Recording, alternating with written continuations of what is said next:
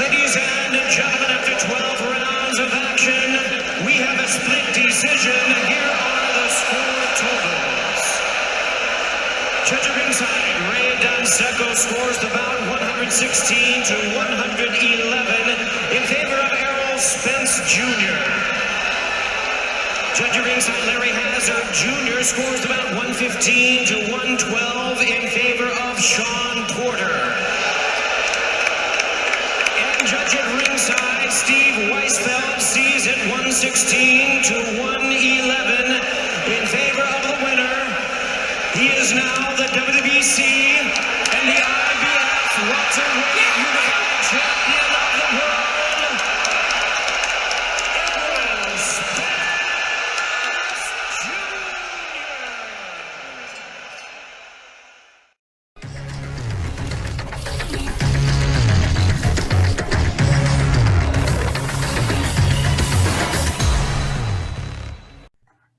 Hello everyone, British Boxing Blog here, Stephen and Andrew here as always. Trying something a little different tonight, Thursday night, which has a loosely working title of the preview show. Very original, very original. We'll take any suggestions on that. Any suggestions for a name would be grateful for that. As I say, we just thought we'd try something different instead of just putting something on the end of in the background there. Putting something on the end of our Sunday podcast. We thought we'd try and look ahead later in the week to the upcoming fights at the weekend and what a weekend we've got coming up this weekend as well. So yeah, just a bit more. I think our little YouTube resurgence is sort of coincided with boxing being back. There's lots of just got a thumbs up from Jess for doing a good take. Brilliant. That's put me off to put you off. So that's it. So we, just as I say, like previews, thoughts on the fights, maybe just a couple of betting tips, predictions, put each other on the spot a bit, and just a bit of a more in-depth look at the coming weekend's action, and not that it's not an afterthought, like it sometimes is on the Sunday pod. That's exactly it. Like I think sometimes we are guilty of just sort of, for obviously on a Sunday you're fresh in your mind of what's going on the Saturday or the Friday before, and it sometimes does just get sort of cobbled together. The whole thing's cobbled together, but even more so the bit at the end looking ahead. With boxing, a week's a long time, and I think we both sort of not find it hard to get excited, but hard to look in too much detail at what's coming up even 5-6 days away, because again, especially with COVID kicking up a bit of a curveball, plans can change, fights get rescheduled, etc. So 100%. We're looking now on a Thursday night. We're going to see, we've got Friday, Saturday, and like early hours of Sunday morning to look at. So I'm going to put you on the spot then. What is the biggest fight of the weekend for you? Which one are you most looking forward to? The one I'm most looking forward to, I think, the biggest fight of the weekend, I think, is definitely, I would say, the biggest fight of the weekend is Errol Spence, Danny Garcia, I would say, stateside. But I thought if we took it chronologically and just worked through from Friday to Sunday and just go in order of the fights. So I would say that's the one I'm most looking forward to. I think there's a lot of intrigue around it, but we'll come to that in a bit. But I think there's also two cracking headline shows as well in the UK. So if we start with Friday night, that is an all-British world. There's only one way of saying it. It's an all-British world title fight. A fight maybe 5 years ago that would have probably got the juices flowing a little more than it is now. And that's Billy Joe Saunders versus Martin Murray for Billy's super middleweight world title. As I say, like you followed these closely, Andrew, through your love of boxing over the years.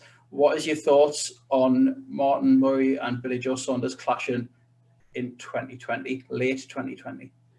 I think you've just answered your own question almost in saying that, like, in 2020, I think the fight was, when it first got mooted, discussed, whatever you want to call it, mentioned, arranged, organised, it seems like honestly, it was about 4 or 5 years ago. Like, it fell through, didn't it? But why was that again? Wasn't it? Like, it was a Warren Queensbury show, and even then it was a bit like, well, okay, Eddie's letting Martin go across there because he's not really got a lot more to offer. And coming to the end of his career, it was a good chance for him to go across, get a world title shot, get a payday.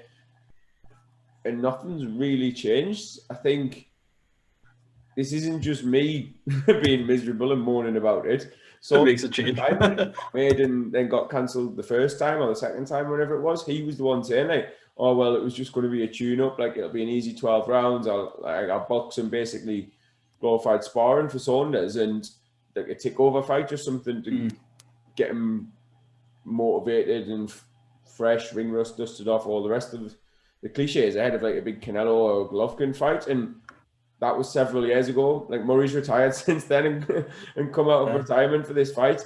I did see a good little article or a sort of clip of an interview. I think it was on Seconds Out with Martin, and the catchphrase, the headline was, "Oh, no one's bothered to interview me. No one's really been interested." And all of a sudden, everyone's queuing up, and it's like, yeah, that's what happens when you retire. Like, but it is.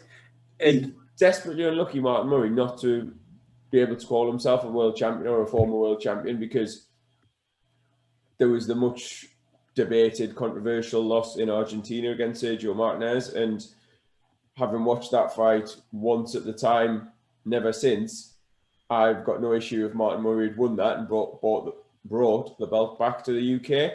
But since then, he's took a pasting off Golovkin, no shame in that. He's lost convincingly to George Groves, had a scrappy fight with Gabe Rosado, who's another fighter well past his best. I don't see what this as a main event has to offer, but this is a fight that COVID is responsible for. Saunders has said as much himself. Like, he's not going to fight anyone meaningful while he's getting offered a reduced purse. And from his bank account and his business point of view, can totally see that. But then at the same time, as a boxing fan, why should I have any interest in that if he's admitting that he's just taken what he sees as an easy fight?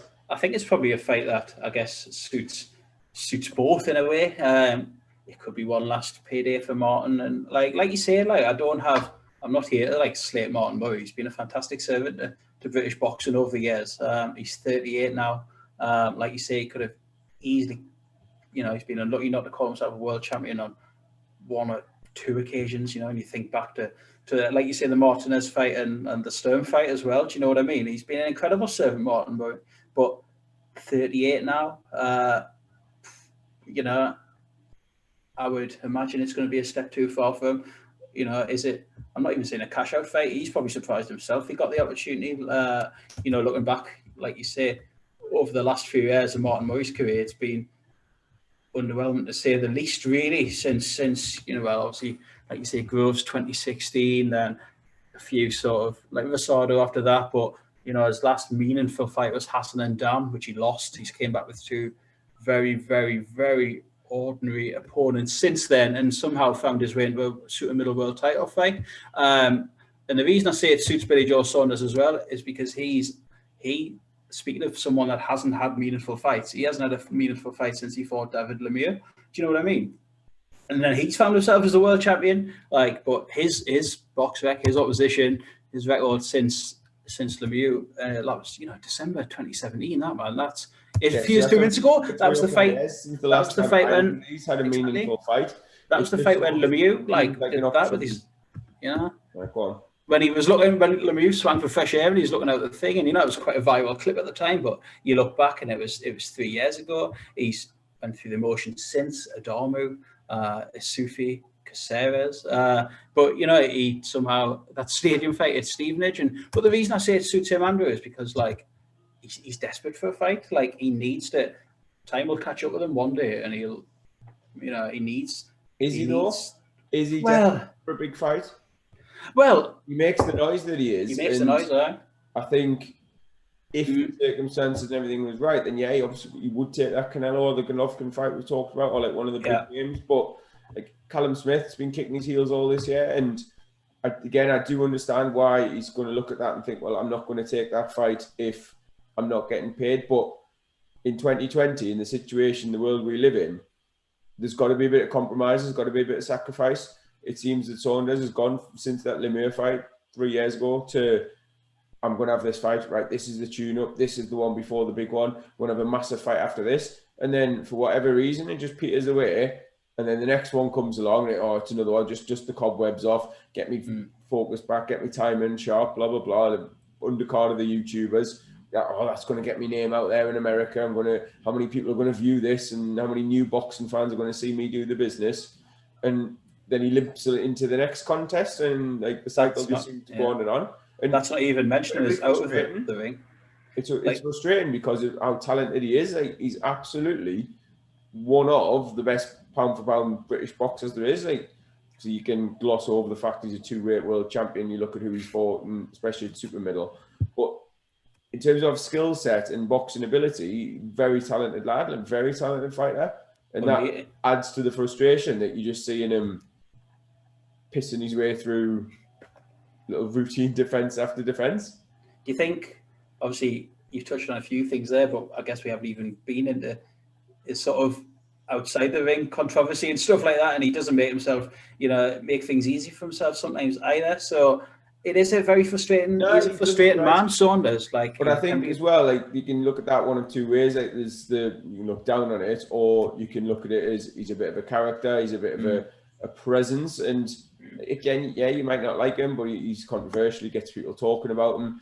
In theory, that should be part of his platform being built, part of him being ready to like get more fans, get more viewers, and people be more aware of him. But it just seems as time's going on, he's becoming more irrelevant, and that should be the opposite. Do you think it'll stick in his throat a bit annoyance that Callum Smith's got the Canelo fight, or do you still think he'll convince himself he'll get the winner of that, or like you say, is that not the route he'll go down at all? Where do you see? I don't know. I mentioned Callum Smith, and like, as you say, he's got that money fight, the Canelo fight, the big opportunity, and for a while it seemed like neither of them was going to, and that's why I sort of alluded to Saunders and Smith. It seemed to make perfect sense, and obviously how Callum is taking advantage and he's getting that shot, whereas then Saunders is left a little bit on the shelf on the outside looking in at what a case of here's what you could have had. I don't know honestly whether there's going to be a bit of resentment there, a bit of jealousy, whether he thinks he isn't going to be in line for the winner. Like, is he in a position to demand the winner of a Canelo versus anyone fight? Like,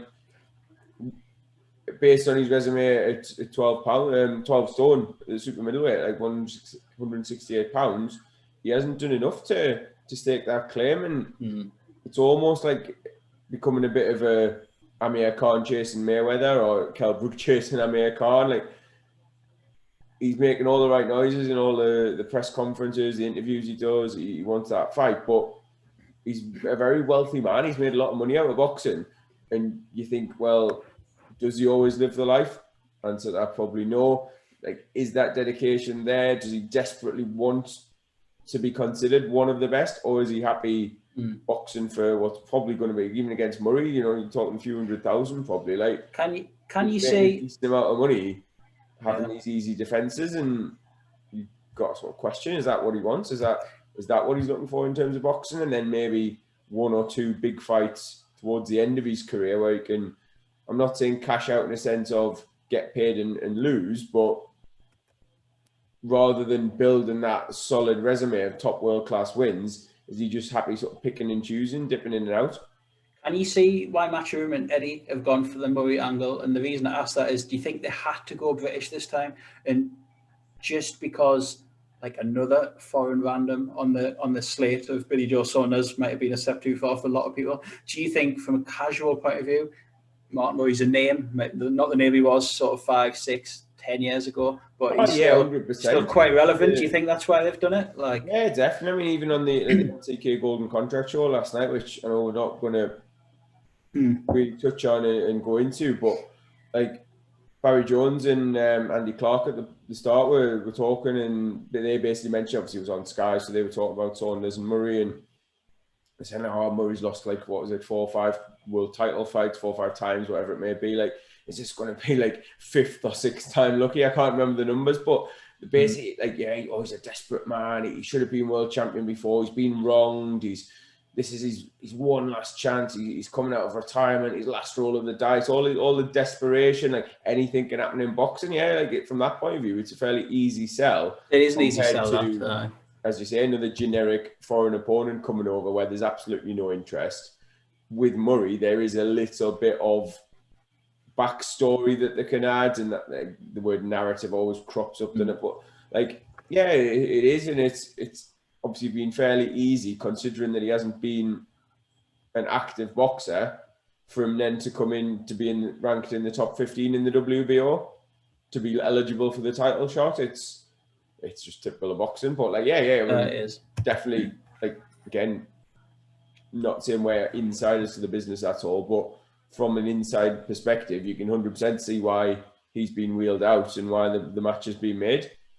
I totally agree, and like I've just said earlier, though, like, I'm not jumping on Martin Murray here. I've got no against Martin Murray. He seems absolutely sound. Do you know what I mean? Never met him, but like the way he comes across, got a cracking story. Do you know what I mean? Behind him, I've done a lot in his life, ups and downs. 38-year-old now.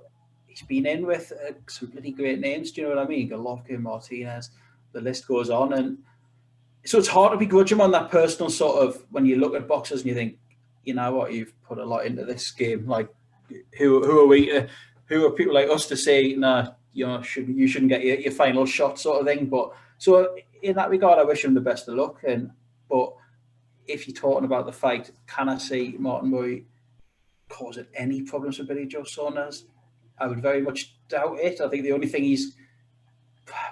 it's probably Saunders' inactivities. Maybe he's his only chance here. But as I said earlier, Martin Murray hasn't particularly been active either. Is there any way you can see Martin Murray coming out of this as a world champion? No. Same. That's that one done. I not laugh at that deadpan. But like, honestly, no. But like what we've both sort of discussed there, and what I don't want is people say, "Oh, like, how can you begrudge him his title?" No, I don't. Exactly. Like, I've got what's Martin Murray turn it down? Like, no, that's not what we're saying at all. What I'm saying is, like, I've got no interest in watching it. If I'm Martin Murray, will you watch it? That same thing. I'm taking that title shot. I'm taking the money because it's that last chance saloon for him. All the narrative that's being pushed, but also because in Billy Joe Saunders, he's not going in with a concussive puncher that's going to smash his face in or is going to leave him unconscious on his back. I can't see a devastating KO like that. If I were to put my own money on it, I'd be saying Saunders on points. I think he's potentially going to win every round. It'll be a very wide score on the cards. I don't think it'll be a particularly difficult fight to score. The only question marks about that method and that result would be what Murray's got. Over 12 rounds, if Saunders wants to, he could pop and move, but a bit more aggressively and put the punches together and still not really be in any danger of anything coming back. It could be like a referee stoppage where Murray's standing up and he's taking a bit of a shellacking. His corner might think, actually, this is your last fight. Like, you don't need to go all macho and show you can last the distance, and they might pull him out with a few rounds to go. That's the only sort of doubt I've got that this is going to be Billy Joe as unanimous decision. Well, I think you made some good points there, and I think I was myself had very similar thoughts to you there. I've been sort of toying. I think I put it on our Twitter. I've been sort of having one eye on the. As I said earlier, we're going to look for some, like, maybe a few betting angles. Not that you should listen to us, but you know what I mean. There's a lot of people out there who like to talk boxing and betting, and what they think for the weekend and stuff. And there was, as I say, I had a certain eye on the Billy Joe Saunders by stoppage, just going along that lines of what you just said there about winning every round and possibly putting it on Murray, and Murray maybe he's just not having that much left to give back. But I then read an interview today with Billy Joe Saunders I think it was with MTK, and he's turned around and said, he said, I'd be disappointed if I get him out of there too early because I desperately need rounds. So if Billy Joe Saunders goes rounds a lot of the time. So if he needs them, he makes exactly. So I think if you were going to take the stoppage, and I'm just going to check the odds on that now, I think it's just shy of 3-1 for the Saunders stoppage. And if you're looking for value from the fight, then I think that's probably really your only way of getting it above evens. The point, I think, is about 3-1 on. By all means, Christ, if you're betting those stakes, if you want to bet 300 quid to win 100, then, it could be a pretty sure thing, Saunders by points, or it could be a good one for your accumulators. But I think we're both of the unanimous persuasion decision you're talking like, betting 300 quid when you'd be having a fiver on it. No, I'm saying if you do bet those stakes, then by all means fill your boots on their points. But if you're like us and you don't bet on those stakes, then I think you'd find it hard to get some value out of that, really. But like I say, I think me and you, Andrew, are both pretty firmly in the Billy Joe Saunders camp for Saturday. And if you had to push us, I'd probably sit on the same side of the fence with you and just go. Is there anything else on that card? Pretty much a shutout. There is. Your eye. Well, aye. Funny you should mention that. Wow, I'm surprised. I waffled a few fellas on Twitter about this the other week. I don't know if you've seen. And that is, and I'm not hating on them here, on Zach Parker, on the undercard. And the reason I ruffled the fellas is because I was quite surprised. He's a fighter I like. He's a fighter I've seen a few times, mainly on World Boxing Super Series on the Sauerland undercards. And I just sort of tweeted out that I was surprised to see that he's actually the #1 contender for Billy Joe Saunders, and he's his mandatory. So, and I believe he's now outside a Matchroom, and I think that isn't, we're talking about future opponents of Billy Joe Saunders. That's one right there. And the reason I ruffled the fellas is because there's a lot of love out there for Zach Parker. And a lot of people sort of jumped on us for this. And I wasn't slating him. I was just thinking, you don't really have to do much now to get to that #1 contender status. And what I mean by that is, to me, when you get boxers in your mind and you sort of pigeonhole them to me, he was just an exciting British prospect. I didn't honestly know he was that highly ranked. And I was thinking, like, okay, I knew he won the British against Darryl Williams, right? But he's won the British, and he's beat Rohan Murdoch, and in some sort of eliminator for the WBO, and he's beat Luke Blackledge a few years back, and they are the 3 biggest wins on his record. And I just think, is he really ready for that massive step up? Like, he's complete. I was just going to say he's bypassed British level, but he hasn't. But he's bypassed some British names, as in, like, would he not be well served going in with someone like John Ryder or Rocky Phelan, before making? I just think from the level he's been at to Billy Joe Saunders, that's a canny jump, that. And that was the only thing I was trying to sort of insinuate on Twitter, was that I honestly didn't know Parker was advanced in his career as much as he is. I didn't realise he was #1 for Billy Joe Saunders. So I'd be massively surprised if that is not made either next for Billy Joe or at some point in 2021. Yeah, to be honest, I echo your sentiments, because I think the career of Zach Parker makes a change. Prime example. What are you laughing at? I said it makes a change. We usually disagree, but anyway. Yeah, to be fair, it does, yeah. But I agree, because it shows just how cleverly you can match someone and build them and get them into that position. And Neil Marsh, by the way, right against Darryl Williams, I was actually ringside for that up in Scotland on the Josh Taylor and Ryan Martin undercard, and it was a very close fight. There was a lot of boxing media around about, and a lot of people we spoke to and heard from thought Williams had done enough. And I think, like, it's hard to just base what your whole opinion of a fighter on, like, one fight.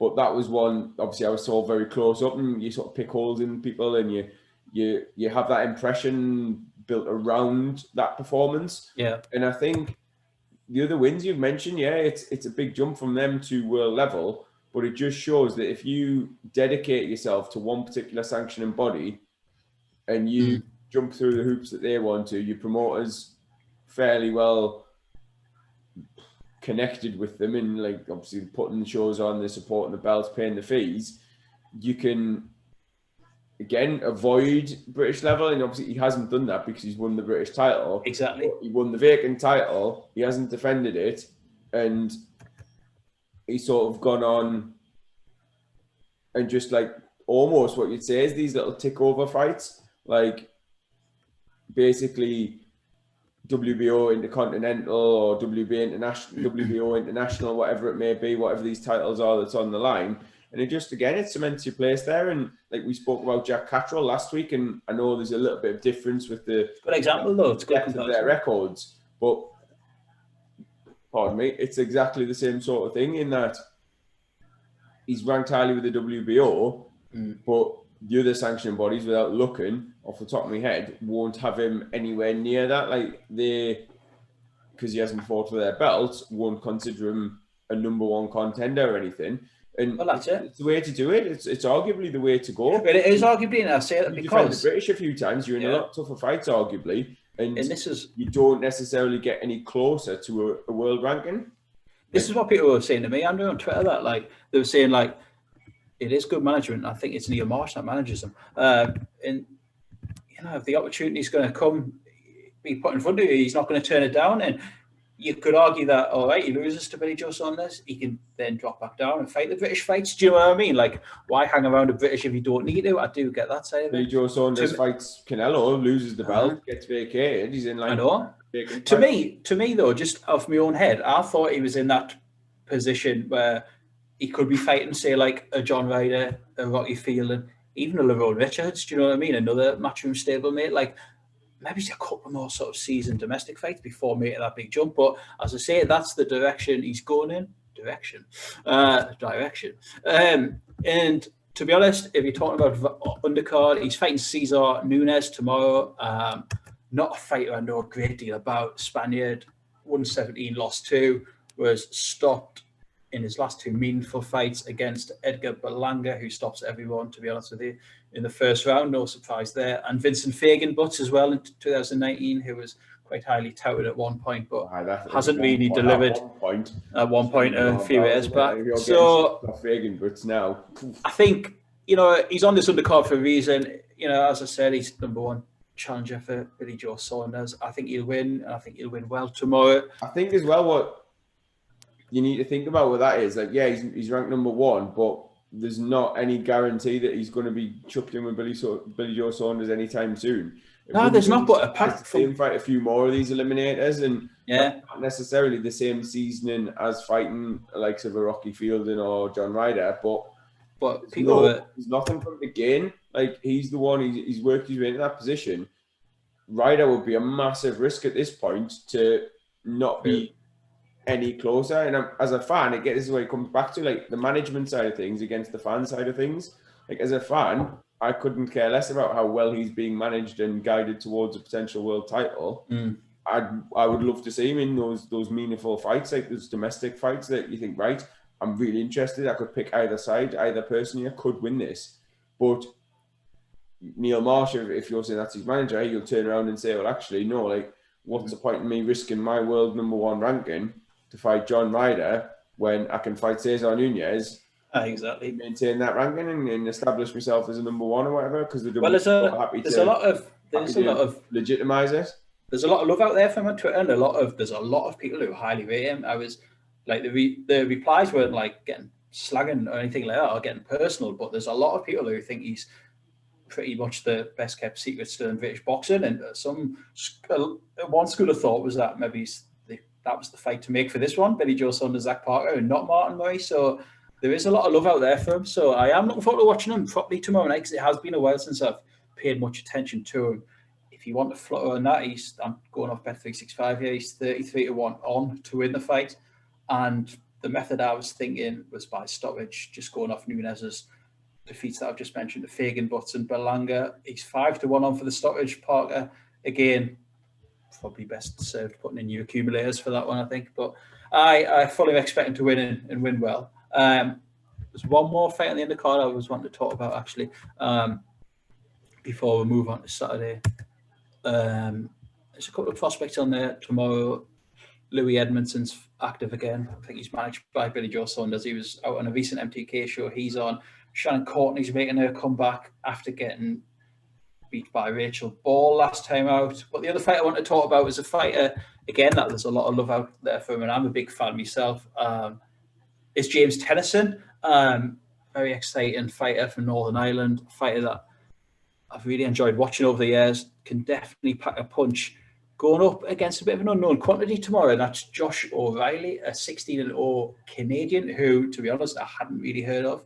Did a bit of digging about on Twitter, asking a few sort of stateside Canadian boxing fans on there what they think of him, and even a few of them hadn't particularly seen much of this O'Reilly, but he's the opponent for Tennyson tomorrow. I think it's some sort of eliminator as well to get Tennyson back in the sort of world title picture. But I'm a fan of Tennyson. I've seen Eddie Hearn's given the big sell this week, and he's one of the most exciting fighters out there. And I do like Tennyson. Whether he's generally world class like Hearn was insinuating, I'm not sure at this point. But he's a fighter that I do enjoy watching go sort of up the levels and to see what his ceiling is really. Again, no massive value in him tomorrow. 20-1 on to win the fight. 4-1 on for the knockout. No easy fights, eh? Could double that up with Parker if you fancy a sort of knockout double. And is Tennyson a fighter you like? Is he someone you've seen much of? Fight you pay a great deal of attention to? Yeah, he's one I'm familiar with. Again, mostly from watching on undercards of other shows and sort of one you've become a bit more familiar with. He's obviously when he has stepped up to world level at admittedly a weight below where he's fighting now. Super feather, he was stopped against Tevin Farmer when he fairly brutally, some vicious looking body shots from Farmer, who's not known as a puncher. But similar to what we talked about last week, actually, you can at the lower weights, you can sort of blame it on the weight and move up and add a couple of pounds on and be a bit stronger, a bit more durable. And he's always had like heavy hands as well, so which adds that level of excitement. And he's almost your perfect undercard fighter in that sense because he's not a massive name that's going to demand a massive purse, but you put him on and you know he's going to be in fairly exciting fights and seems to be on a bit of a tear towards getting back in that mix at the world level. Like whether he can go the whole way and win a title, like a world title, remains to be seen. But especially at lightweight as well. Yeah, exactly. Lightweight, it's not the easiest divisions at all, is it? Like there's some real killers up there. But this one here, I mean, this matchup, he should be very confident. Like again, you've mentioned O'Reilly's unbeaten, but who's he fought? Never really travelled, like never been over here anyway. And it'd be decent. I think that could be a decent one on the undercard. I think. Same. Unexpected quantity, unknown quantity of O'Reilly, but I'd fancy in Tennyson to get the stoppage there, maybe around the middle of the fight, mid rounds, depending on like, obviously how aggressive he is, what he manages to land, and like, I think if he does get him in trouble, Tennyson's definitely got in his locker to put him away. I think that wraps up Friday. Do you want to move on to Saturday? Not yet. I do eventually, but if I asked you right at the start about fights you want to see, and one fight on this undercard that I'm a little disappointed with, and that is new matchroom signing Lerone Richards, who has recently vacated the British super middleweight title to fight German. I believe he's German. I'm going to get that wrong because I totally have. He is from Finland. Timo Lane. He's finished. No, he's not. No, he might well be finished. He's got 14 losses on his record. You asking me opinion on that? That sort of, it's all to do with the careful management and the direction, the progress, whatever you want to call it. Like Richards had a very close fight for the British. I believe it was a split decision he won over Lennox Clark, and that was like his last fight. Since then, a lot has happened. He's joined up with Dave Caldwell in terms of training. He's now part of the SJAM management under Sam Jones, and he's now a matchroom boxer. And all of these things have led to him sacking off the British. And again, he'll get a couple of these sorts of fights. Obviously, this one is a little bit of a tune-up. Yeah, get this win, probably fight another sort of similar level of opponent, and suddenly be ranked very highly with the WBA, and then Matchroom and Eddie Hearn and Sam Jones and all those advising him can push him down a very specific path, which again is their right. That's what they're there to do. That's their job. But from a fan's point of view, you're taking him out of that equation where the likes of like Lennox Clark in a rematch, for example, Zach Parker could potentially be a good fight there, but will probably be kept apart because the different sanctioning bodies. Like, what's the point in Matchroom signing those two and actually putting them in the ring together and then killing one of their momentum? Well, that's it. I think it's an interesting fighter. It'd be a bigger fight if they both get a world title and all the rest of it. And it was just left a bit of a bitter taste to me. Again, from that fan point of view, you can understand why they're doing it, but it doesn't necessarily make it any easier to swallow. No, I totally agree with you. I think like it would be hypocritical if I come out and defend Richards after I've just sort of basically said Parker's done the same. I think what this is a case of you've just signed a Matchroom, will showcase you want to fight this year. Okay, this is what you're getting, this Finnish guy. I think it's just a simple case of just a ring rust shred, Andrew. Just get that off. I think that's all that is tomorrow. Welcome to the stable. Here's a fight, basically. I think there's nothing more than that. Again, a very talented lad and a fighter that a lot of people out there think could be the absolute real deal. A couple of good wins, like you said, against Lennox Clark and Tommy Langford on there as well. On his record, that was sort of consecutive fights for him as well. But like you say, that was one fight in 2018, two in 2019, 3 fights in more or less sort of 3 years. It's not good enough, really. So, and I would assume that's going to be the direction that Matchroom and SJAM will push him in now, and that is just fight.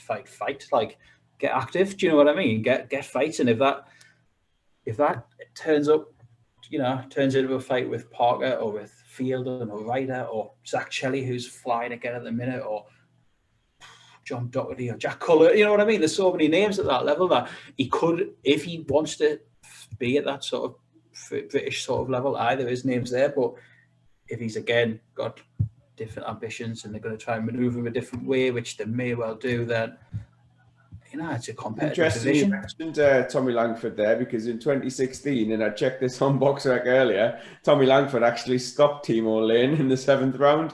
Oh, there you go. So just checking the Richard stoppage. How can you justify that as a step forward? As you've said, they probably won't even bother trying. He'll be early in the broadcast. He'll be on the telly, I'm sure. Again, it's just a sort of welcome to the stable.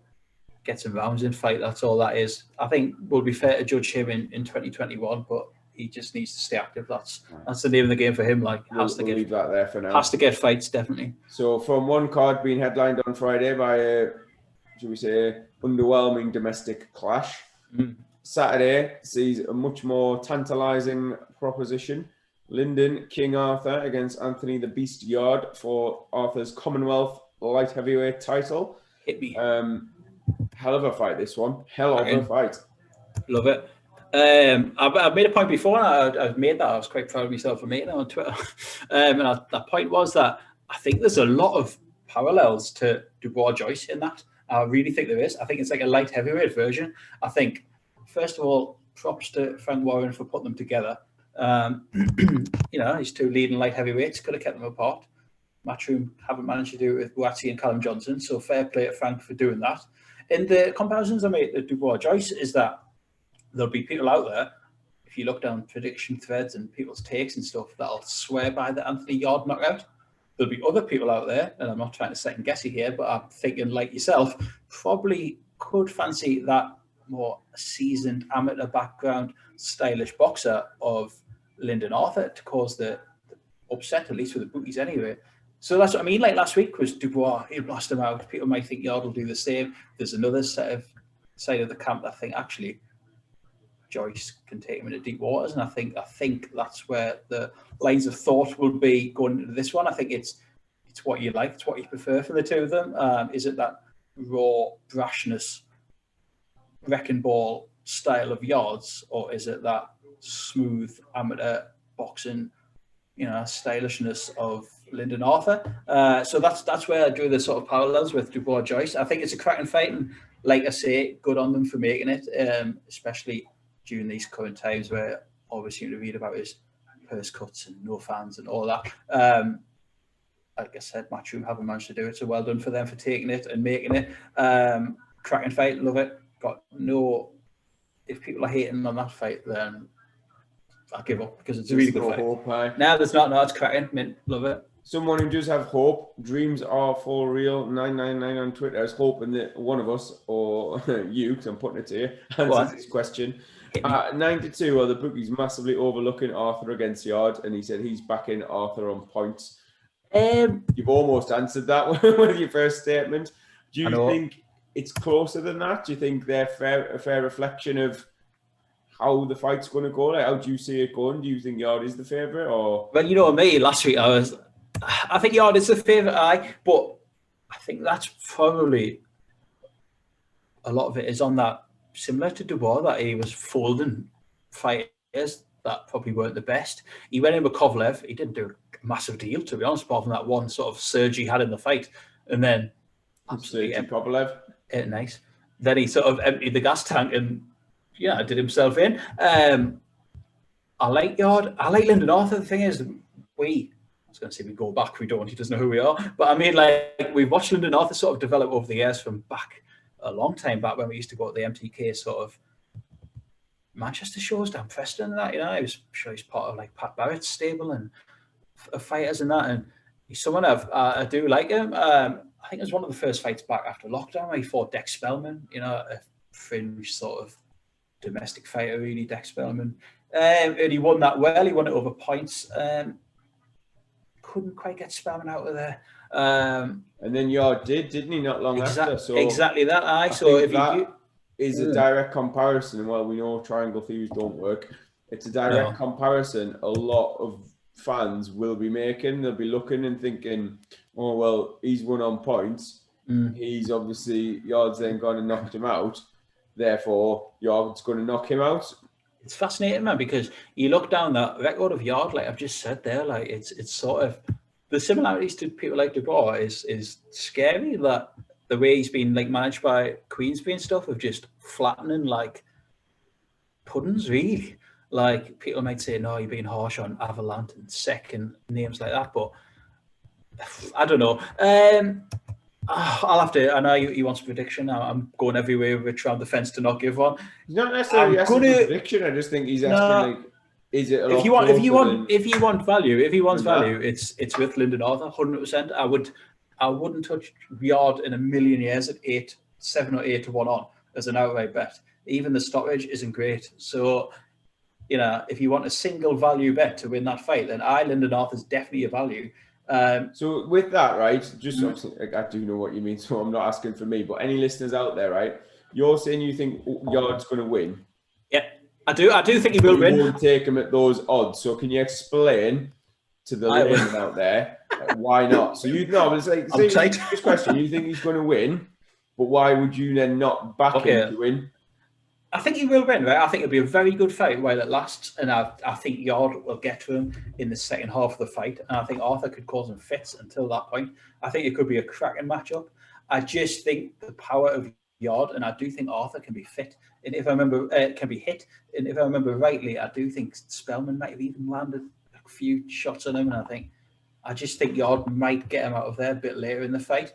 In answer to your question about the value, to go really sort of straight down the line, Anthony Yarde's 8 to 1 on. So if I put like £8 on that, I'll win one back. And I just think that's the bookies probably are sleeping on like Arthur. He mentioned 92 before, he's now 5 to 1. Like for what many consider a 50-50 fight, the odds don't represent that. So I think either is definitely value in Lyndon Arthur.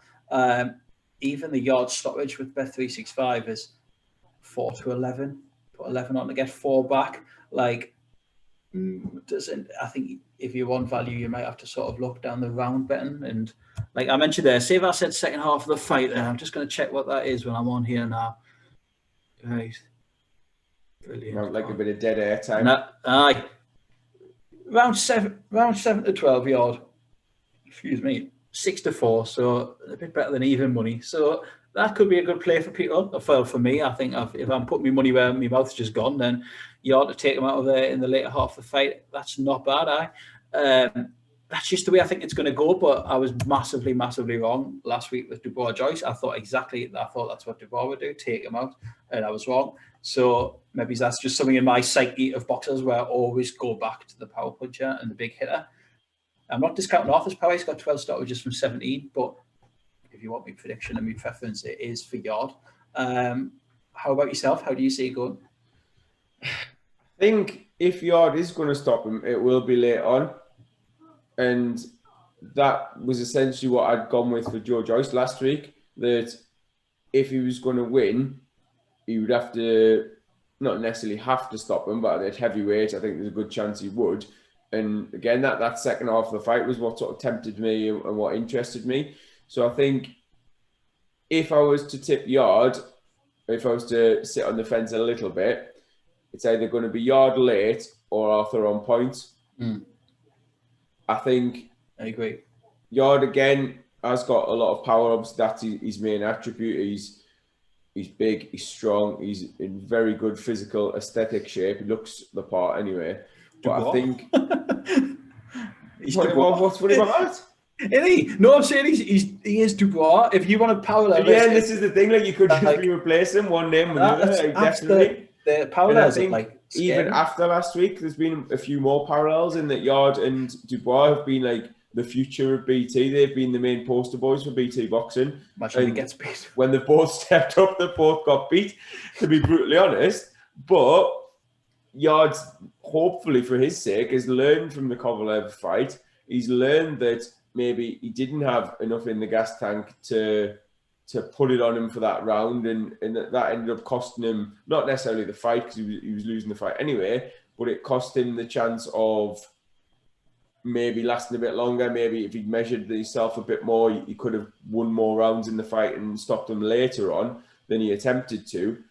But I think from the Spellman fight, this is the Yarde-Spellman fight, there wasn't anything massively different in Yarde's performance, in his style, in his appearance, going back to before the Kovalev fight. I'm not saying that there was going to be drastic changes, but he's always, to me, seemed like someone who's very happy taking his time. He can unload nice, flashy combinations with real venom, real genuine knockout concussive power. But when he's doing things at his own pace, and the outcome of this fight is going to be dependent on whether Lyndon Arthur, aka Joe Joyce, can take Yarde's power, yeah, exactly, can take him into the later rounds and basically make him feel uncomfortable. Because if Arthur boxes too cautiously on the back foot, yes, he might take things late, but he also has to take something out of Yarde along the way. There's no point getting to the 10th or 12th round almost in survival mode, even if you think you're nicking the rounds, if yet then Yarde still has his full tank of fuel ready to unload in those last 3 rounds. Because it's all very well that the phrase is taking them in, dragging them into deep waters, isn't it? Or like going to take them into deep waters and drown them late. All these little, I think a good example of that is spin phrases. But I think a lot of boxers seem to do that, or think they're doing that just by getting to the later rounds. And if you look at, I've got an example fights that sort of stand out in my mind, like Quigg, Frampton, Lomachenko, Lopez is a more recent one.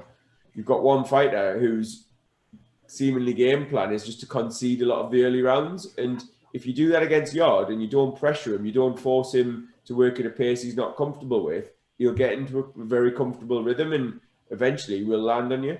I'll give you another example from last night. Egbenike Eubank.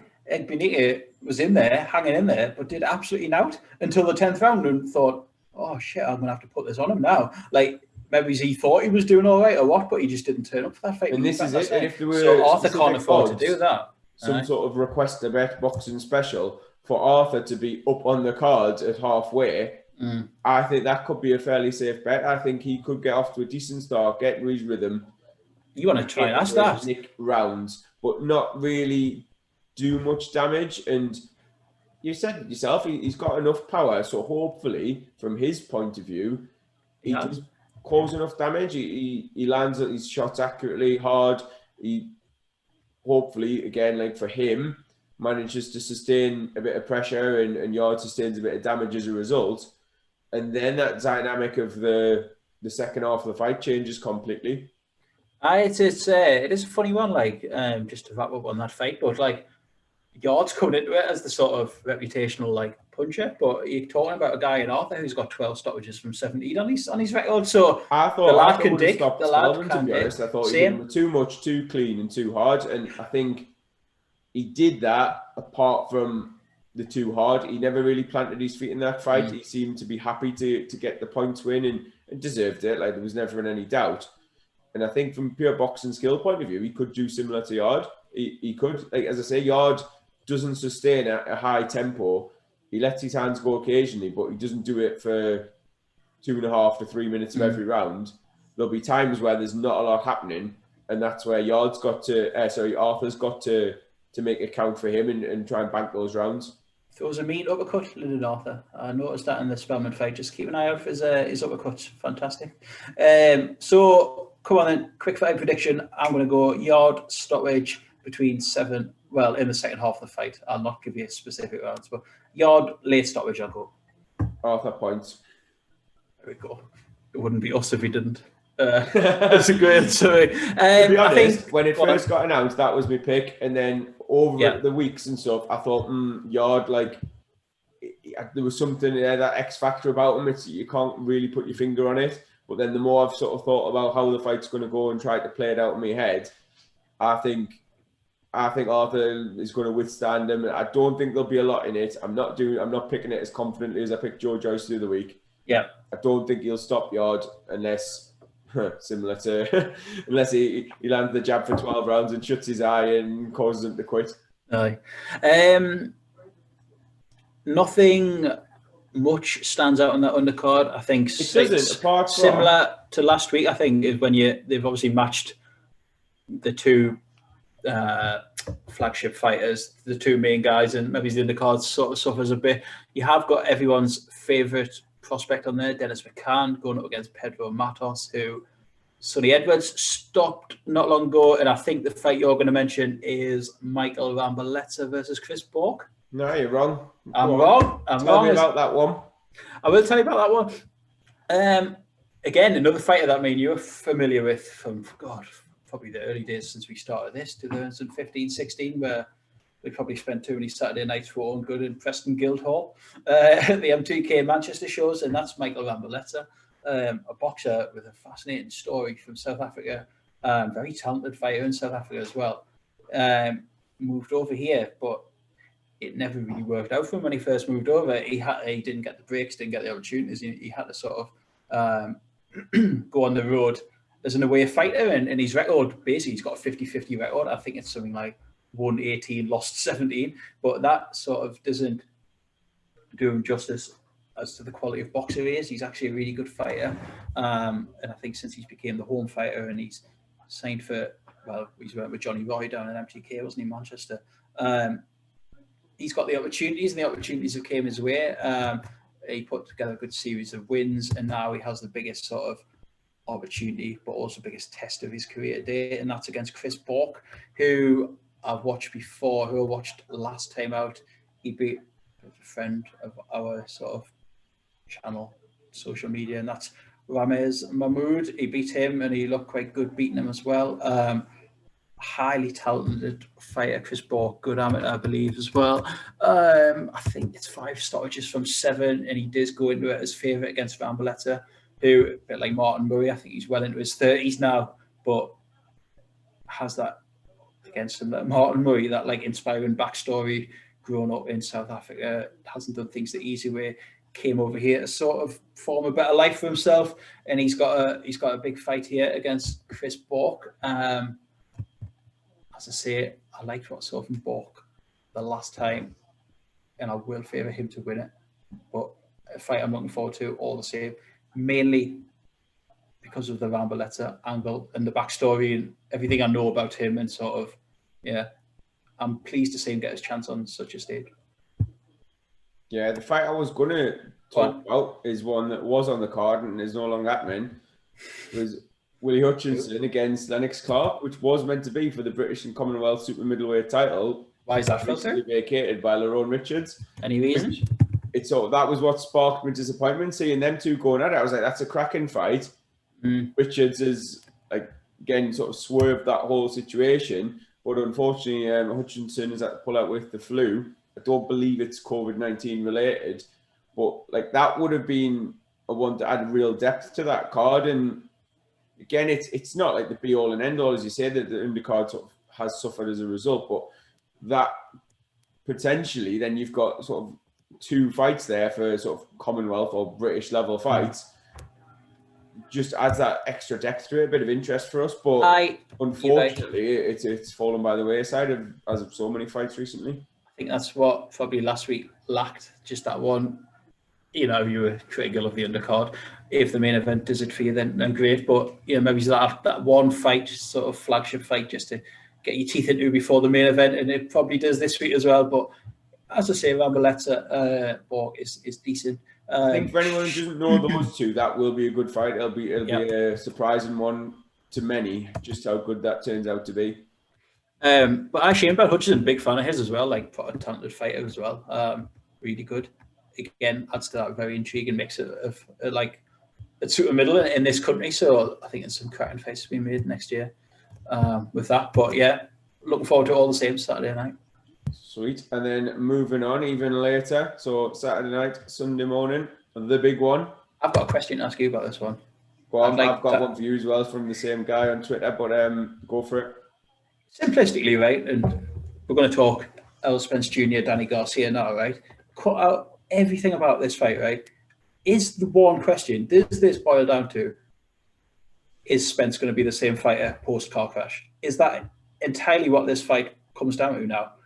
Are we going to see the same Spence in there? Should we wrap that up now? Is that, does it literally, is that the big It's a massive part of it for me, because this fight, when it was first made, I thought initially easy win for Spence. Same. And then I remembered he'd come out of his Ferrari at nearly 200 mile an hour and thought, actually, hang on, this is a massive risk for that first fight back. Like, it's hard to put into words when we talk about from a management point of view, from a advisory point of view, promotional point of view, business point of view, all these different contributing factors to what goes on in the sport and how much shit as fans we have to put up with because of all those factors. Mm-hmm. To put him straight in with Danny Garcia is mental. Absolutely. Is it, or is it on the face? Is it a calculated risk? Do you think? I think so. I think it has to be, because if it's not, then it's a massive cash grab, and Spence is taking what, $6, $7, $8 million, whatever he's going to be getting for this fight, and he's taking it, and he's leaving the sport. I don't think that would make sense in this instance, because this fight could have been an absolute knockover job for Spence. It could have been absolutely anyone.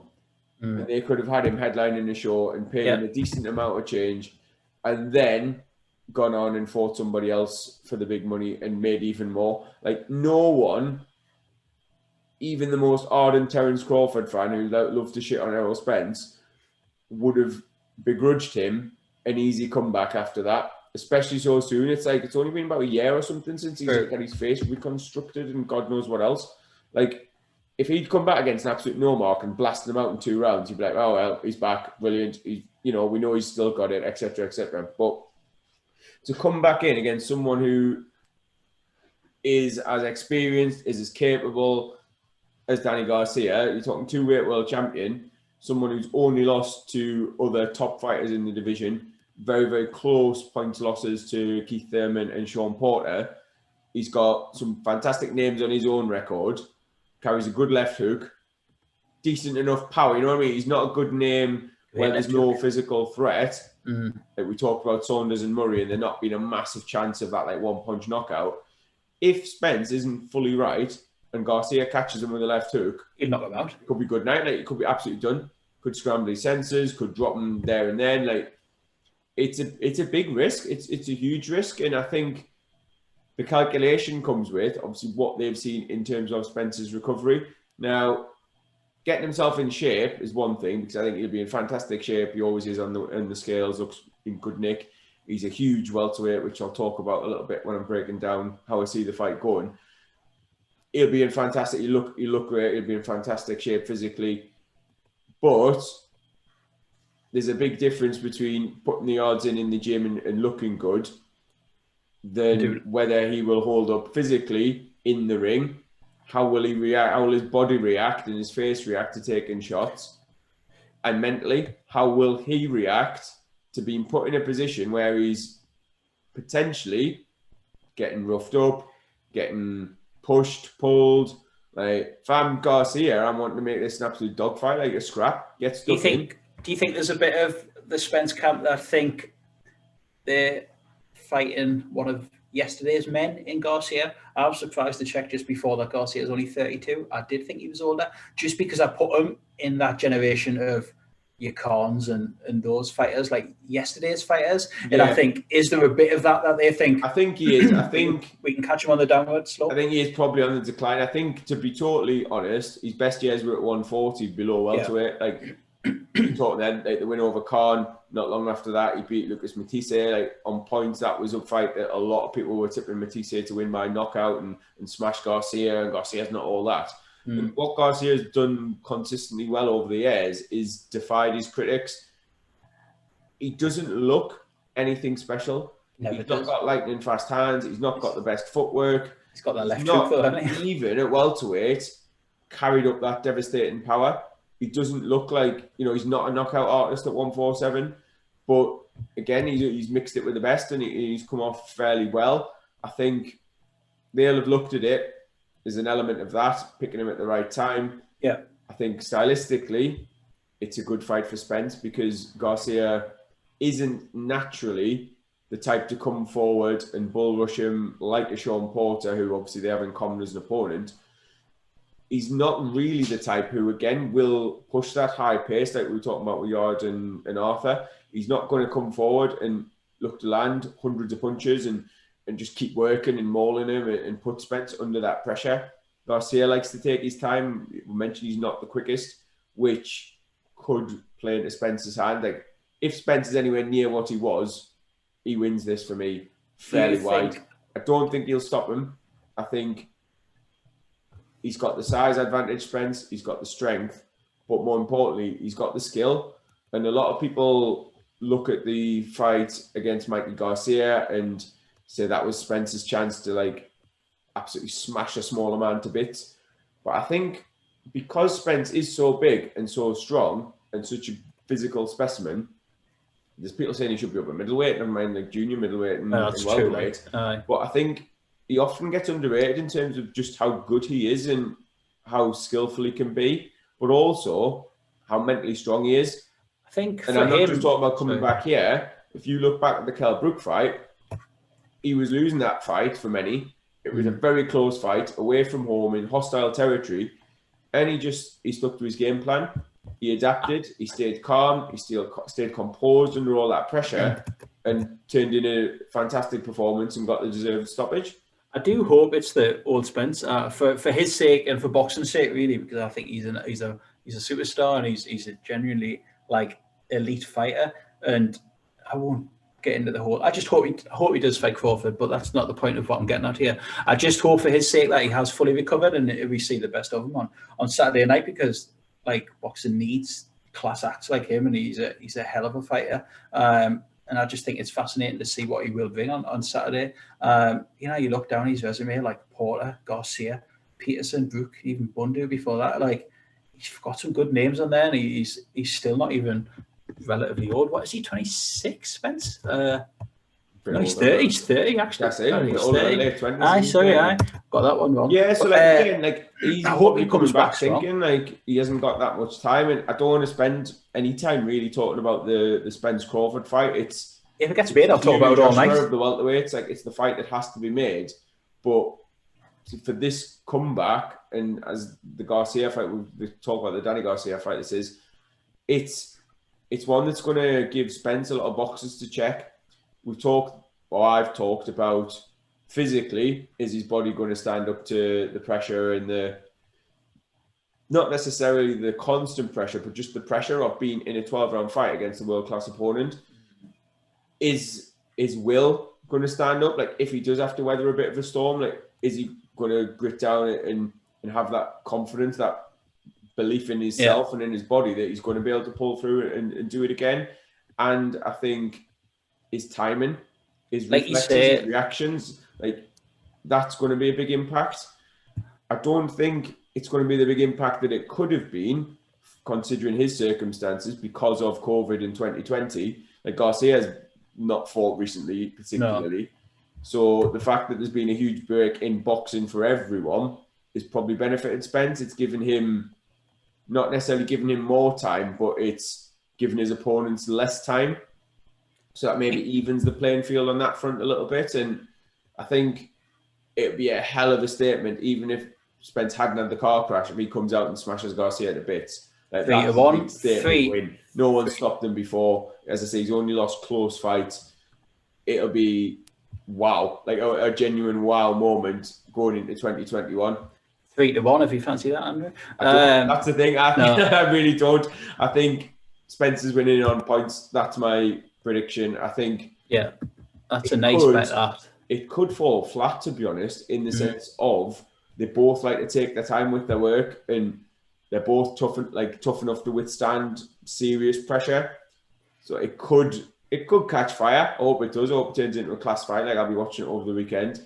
But it could be one where Spence has to work for it, but also has that sort of air of feeling his way back in and just basically outboxing him, keeping him on the end of his reach and using his skills as much as his speed, as his power and strength.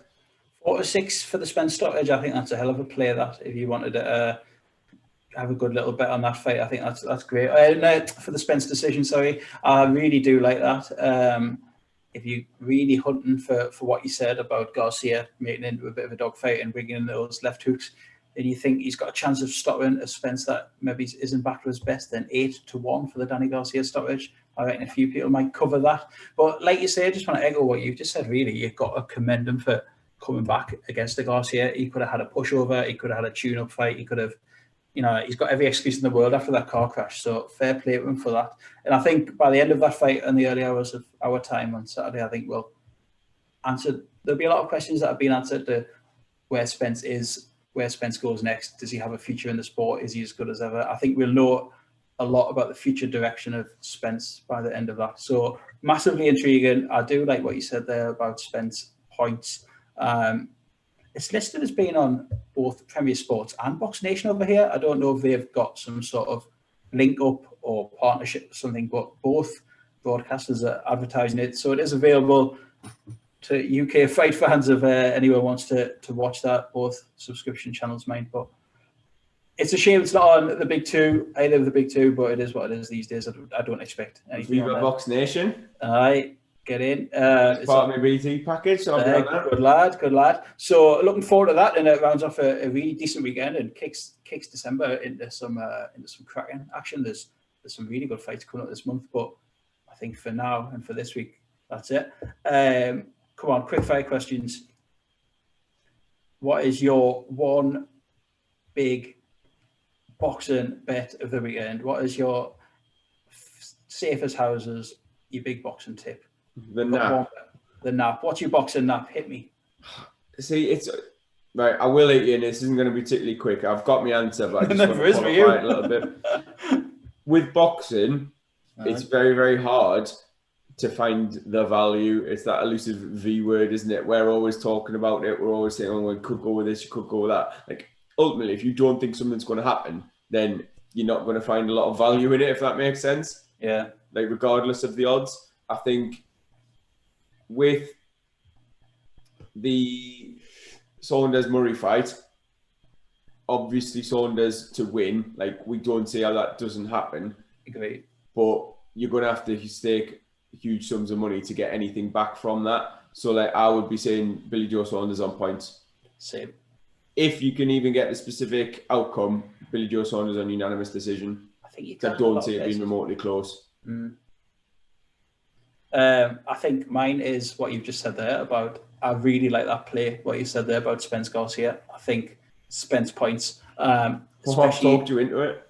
No, you have. You actually have. Like, when you do think back to that Mikey Garcia fight and stuff, and Danny Garcia's a tough mother. And I think, he won't go anywhere quickly, I don't think, on Saturday. I like that Spence. I like that Spence points. While we're on Spence, I'll shoehorn in the other question from what's real? Dreams are for real. 99. Thanks to him for asking the questions. Yeah, massive shout out. Just whacked out a tweet this morning, so really appreciate this. It's given, to be honest, it's stuff we're trying to cover anyway, but it is giving us a bit of an angle for it. He says, does Spence deserve, he says in his opinion, so I'm assuming like this is what Spence thinks and what's your opinion, Does he deserve a 60-40 split for a potential fight with Crawford in 2021 with an impressive win over Garcia? Oh God, splits person. Least favourite subject. You stitched us up there, and I did. Oh God. Spence Crawford frustrates the life out of me. I'm such a Crawford fan as well. I think he's mint. I think I really like him, and I can't be asked to get into how's he fought.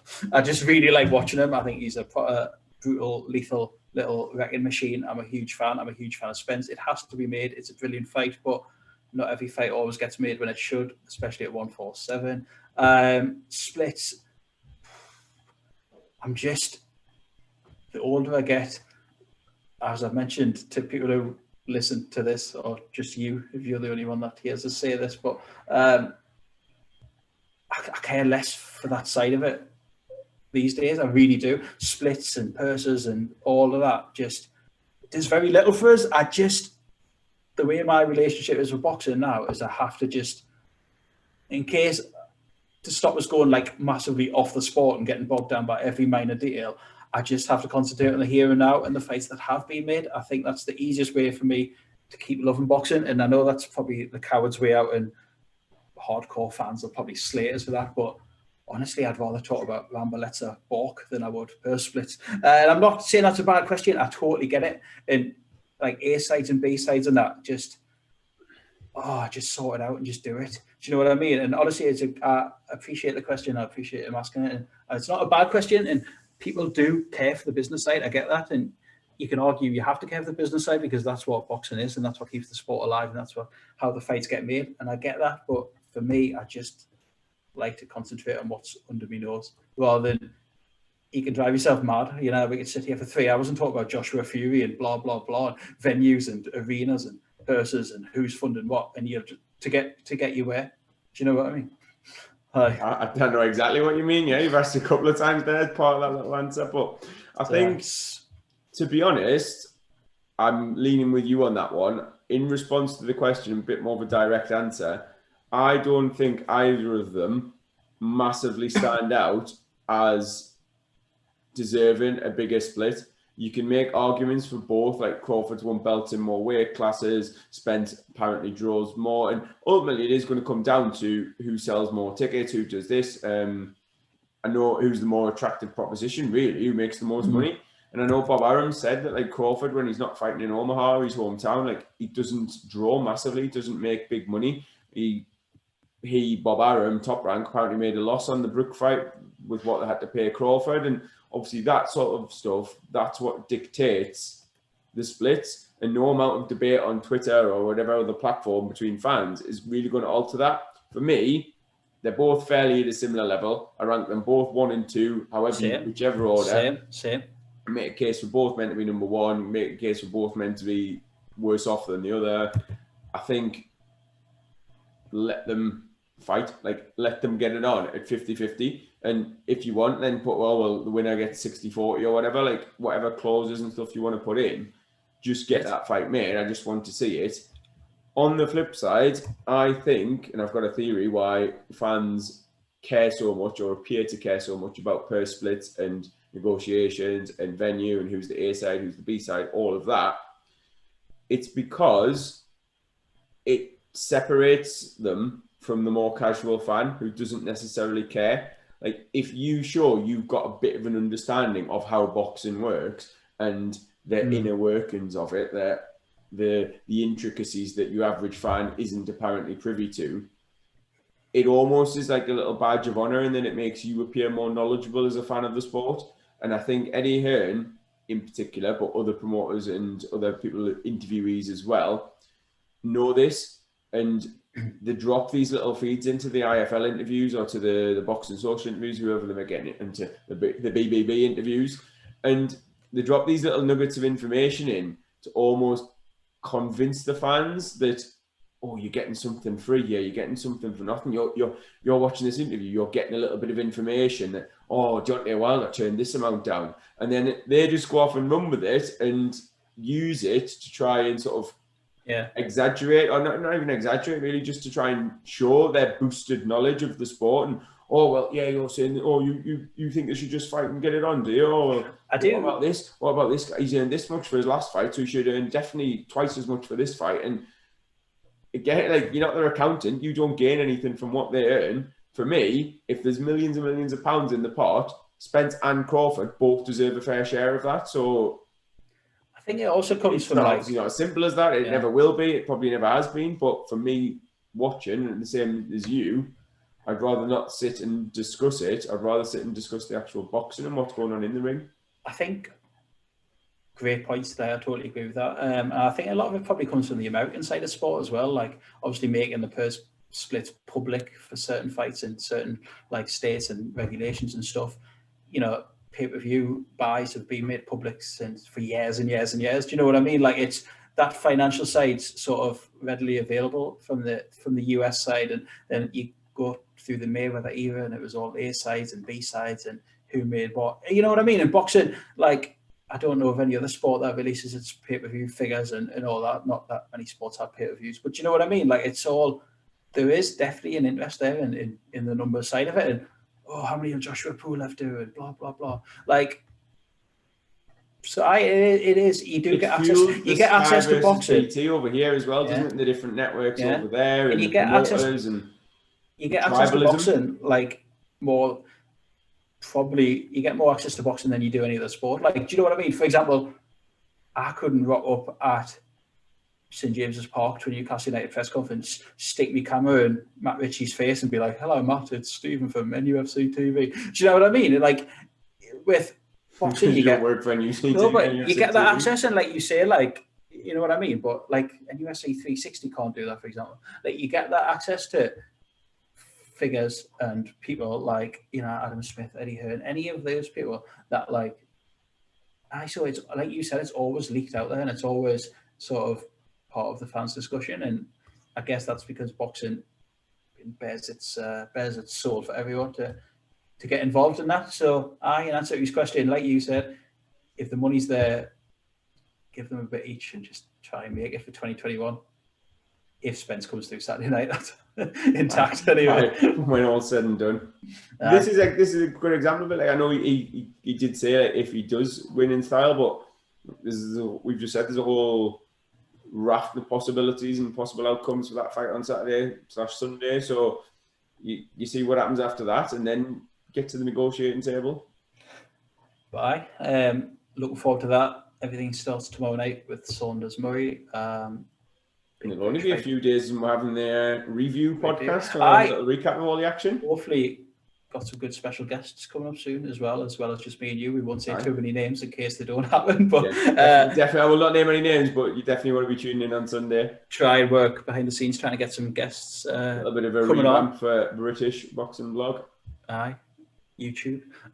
So thanks to everyone. Thanks to What's Real for the questions, and thanks to everyone that's tuned in. And as I say, as always, just if you want to leave us a review or positive, please, or subscribe or follow on any of the regular sort of podcast sites as well as YouTube, then that would be fantastic. Thank you. And one last little shout out, one last plug.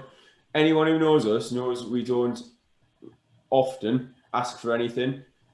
But if any of our listeners, any of our followers, any of our YouTube viewers and subscribers want to sign up to DAZN in the UK and do us a little favour while you're at it, we're going to put a link in all of our social media, all of the link in bio, link in video description, all the podcast descriptions. You can click on that link, sign up to DAZN exactly as you normally would.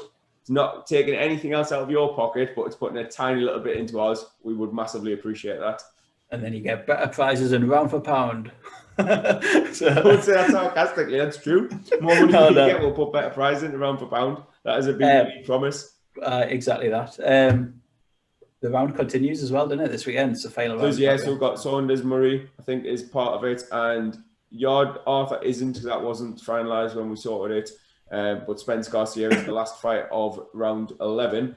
And then round 12 is going to revolve around the Anthony Joshua card and the fights that are happening in and around that. Which obviously, knowing our luck, has had a blow today with the Coley, which I was really looking forward to. But this is This has been it's our little taste of being a small hole matchmaker and trying to cobble a card together. Pulling your hair out every week when I send you a screenshot of a different fight that's being called off. But no, thank you again. Thanks everyone for tuning in and listening, and thanks Andrew for your time as well. Good night. All right, see you later, man. Bye.